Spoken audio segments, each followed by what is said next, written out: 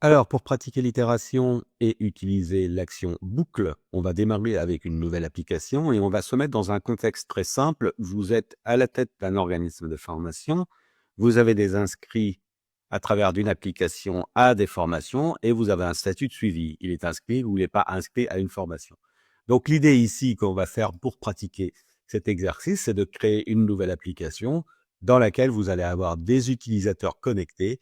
Ces utilisateurs connectés, vous aurez envie de changer les statuts en masse parce qu'ils n'étaient pas inscrits à une formation, ils deviennent inscrits à une formation. C'est le fameux statut non inscrit, inscrit.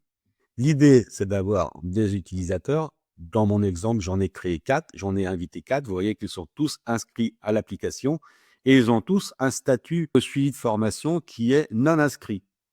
Notre volonté pour tester l'itération et la boucle qui permet de faire ces itérations sur les enregistrements de cette table de données, c'est bien de créer un système où on va passer automatiquement du statut non inscrit au statut inscrit que l'on voit ici en base de données. Alors, comment on fait comme ça? On se retrouve dans un tout petit instant pour détailler la recette. Donc, pour faire ça, on va avoir besoin de travailler sur une base de données et cette base de données, ça va être la base des inscriptions. Globalement, nos utilisateurs sont bien ici. On a bien 4 enregistrements dans cette base et on va vouloir itérer sur le statut inscrit, non inscrit à une formation à partir de cette table de données. Donc, la première chose qu'on voudrait faire, c'est de créer un tableau qu'on va poser sur la page de l'espace personnel. Ce tableau va être connecté à la source du parcours d'inscription au persona sur lequel on vient travailler. On y configurera quelques colonnes, notamment le statut de suivi de la formation, et c'est ce fameux suivi qu'on va vouloir modifier. Donc, pour le modifier en masse à l'aide d'une boucle, on va partir sur le menu contextuel paramètres du tableau. Vous vous rappelez que vous avez 4 menus contextuels ici, données, onglets, paramètres et design.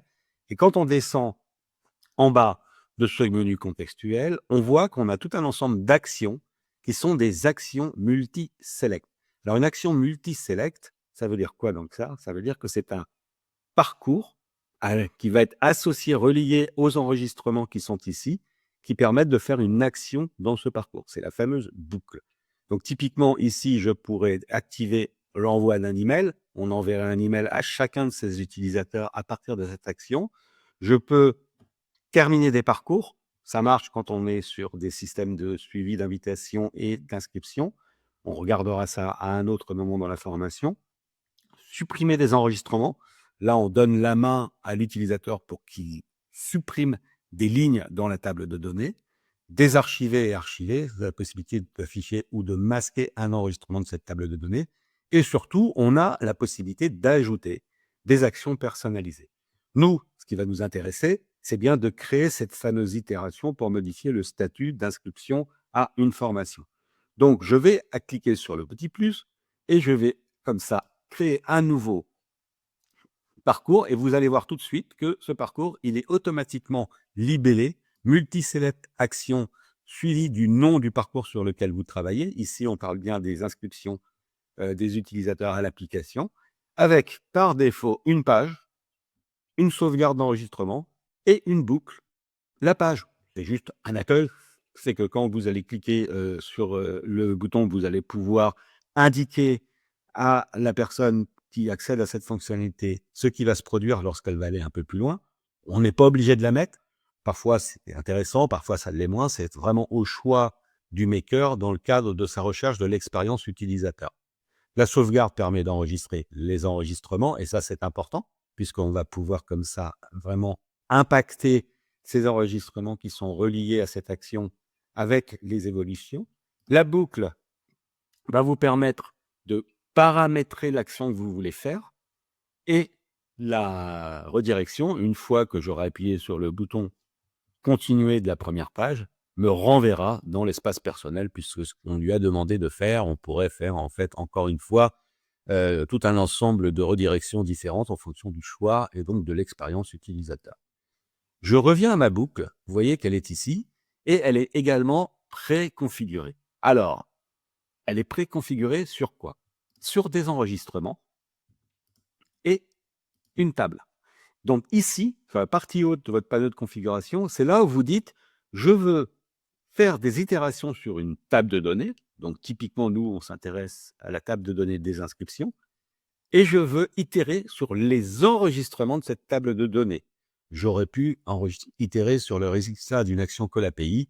On verra ça un peu plus tard également. Pour l'instant, ce qui va nous intéresser, c'est de itérer sur les enregistrements, c'est-à-dire, je le reviens ici pour vous le montrer, en vue data, ces fameux 4 enregistrements du parcours d'inscription. Je reviens de nouveau sur mon tableau, mes paramètres, l'itération que je suis en train de construire et la boucle que je suis en train de paramétrer. On ne va pas spécialement mettre de conditions. Par contre, une fois qu'on a dit au logiciel ce que l'on veut faire, à savoir itère sur l'ensemble des enregistrements de la table d'inscription en application, il faut aussi maintenant lui dire, mais qu'est-ce que tu vas faire? La partie haute, c'est où tu dois travailler. La partie suivante, c'est que dois-tu faire maintenant? Et c'est là où on va lui dire, tout simplement, ce que tu vas faire, c'est que tu vas changer la valeur du statut non inscrit aux valeurs de statut inscrit. Et pour ce faire, je vais aller chercher ce statut dans l'enregistrement sur lequel j'itère grâce à l'action boucle. Je vais supprimer le résultat de ma programmation pour le reprogrammer de nouveau. Et vous voyez qu'en fait, c'est tout simple. Quand vous mettez à jour les champs, vous appuyez sur le petit plus. Et vous voyez que là, vous n'affichez que les variables du parcours sur lequel vous êtes en train de travailler, c'est-à-dire bien sur le parcours multi-select action, et non pas sur le parcours qui a servi à enregistrer les 4 enregistrements de l'inscription. C'est là où donc la petite astuce fait qu'il va falloir aller chercher ces enregistrements, et c'est par la boucle qu'on les récupère. Et vous voyez que là, vous affichez bien les données utilisateurs qui sont liées à cette table, notamment le fameux statut. C'est ce statut que je veux modifier, donc je le sélectionne, et je dis au logiciel, maintenant ce statut, j'aimerais pouvoir le modifier par une valeur personnalisée, à savoir inscrit. Donc, en résumé, quand je vais pouvoir lancer cette action, je vais atterrir sur une page qui me dit ce que je vais pouvoir faire. Je vais cliquer sur le bouton continuer. Je vais enregistrer, lancer une boucle. Cette boucle va itérer sur tous les enregistrements de la table de données du parcours d'inscription et elle va mettre à jour le champ. Hop, le tour est joué. On regarde ça maintenant en démonstration utilisateur. Côté utilisateur maintenant, je me connecte à mon application. Je retrouve bien le tableau qui liste l'ensemble des enregistrements du parcours d'inscription à cette application. Je retrouve mes 4 utilisateurs et je vois ici que j'ai bien activé la fonction multi-select, puisque en cliquant dessus, je sélectionne bien les 4 enregistrements qui sont dans ma table. À partir de là, lorsque je sélectionne tous les enregistrements, je vois qu'un bandeau supérieur apparaît au-dessus de mon tableau. Et c'est là où je vais retrouver l'ensemble des actions que j'ai décidé de créer à partir de ce tableau, notamment la fameuse action pour modifier le statut de ma formation. Donc, jusqu'à présent, tout se passe bien. J'atterris bien sur la première page que j'ai programmée. Vous vous rappelez, donner des consignes à l'utilisateur pour savoir ce qu'il va faire. Et je vais lancer la boucle. Je reviens à mon espace personnel. Et non, si tout s'est bien passé, vous voyez que grâce à ma programmation, le programme a itéré sur les 4 enregistrements en simultané pour changer la valeur. J'ai de la chance, c'est chouette, j'ai dorénavant 4 utilisateurs qui sont en train de suivre une formation. Voilà, vous venez de pratiquer votre première itération avec ce système de boucle. Comme ça, vous voyez tout de suite ce qu'est encore plus détaillé des enregistrements dans une table de données, comment je vais itérer sur chacun de ces enregistrements pour faire une action. En l'occurrence, là, il s'agissait de modifier un statut. J'espère que cette petite vidéo vous donne encore plus de puissance et de pouvoir pour pratiquer l'outil XAR dans ses moindres recoins et vous projeter dans vos propres cas d'usage. Et attention à ceux qui vont me dire maintenant, Laurent, tu parles trop, il faudrait peut-être que tu la boucles, parce que ça serait vraiment très contextuel. C'est un jeu de mots. Allez, bon courage pour la suite et je vous retrouve dans la suite de cette formation.